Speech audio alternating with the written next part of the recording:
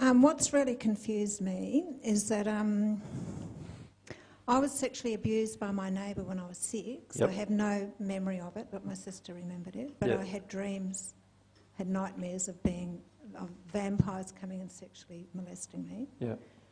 What really confuses me is that I really believed in Jesus and God then, and I used to go to bed and cry and talk to God, and I was really emotional as a child. So why didn't that help me? You had some opposing emotions already in you from your parents' condition, and that's what caused you the damage, in fact. So what happened with all of childhood abuse, it's the parents' condition that attracts the abuse, not the child's condition. But I used to go to bed every night just to be with God and talk to Jesus, and I think that's why I lost my faith. Yes, many people who have been abused as a child have lost their faith in God, certainly. But also, bear in mind that false beliefs don't help you either. But I really did feel Jesus and God. I know. But understand that your parents' false beliefs don't help you. You see, what's happening is most of you are still not aware of how much, as a parent, you affect your child and how much you, as children, have been affected by your own parents' condition. You see, it's the parents' condition that attracts everything to the child, including any abuse that occurs to the child, is attracted by the parents' condition. Parents' fears, parents' unhealed sexual fears and sexual responses and so forth.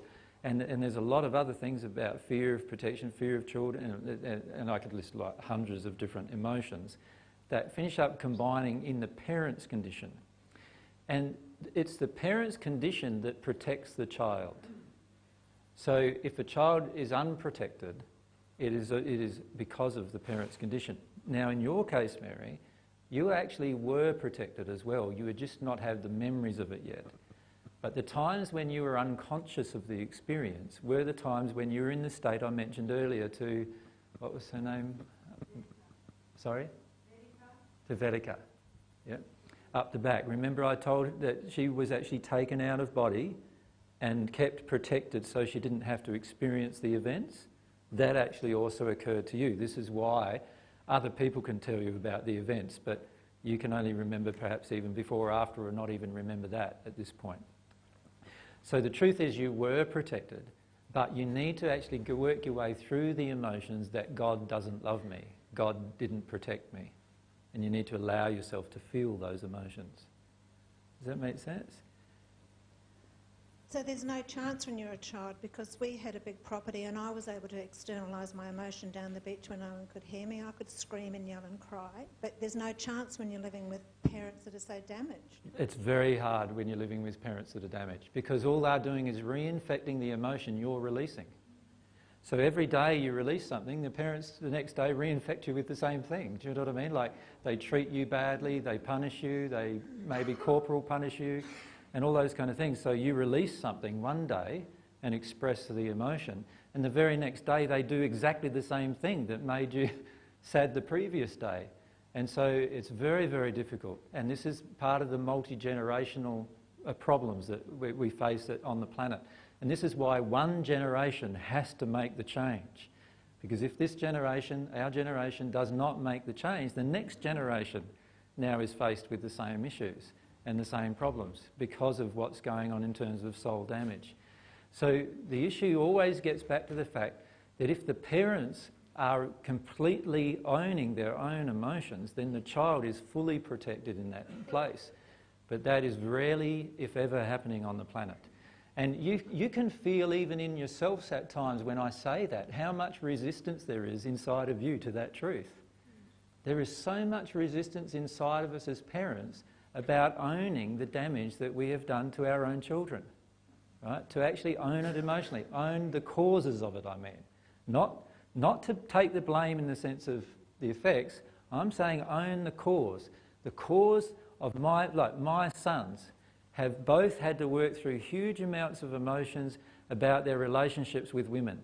They both go down the track of choosing women who are princess-type women and then pleasing them as much as they possibly can to their own detriment. Who created that?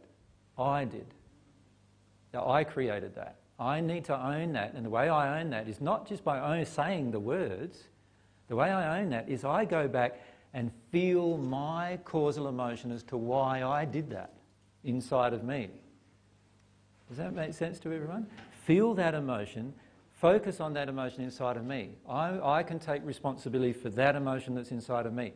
Now, as I'm doing that, what's happening with my boys is that they are automatically now working their way through those emotions because Dad has already done that in his own life and is already working through those emotions in his own life. And every change I make in that area affects them. So I need to own the fact that I created this with my own children. One generation has to do that.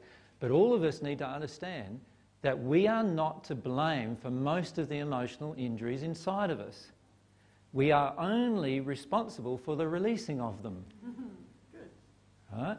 So I am not to blame for the emotional injuries inside of myself.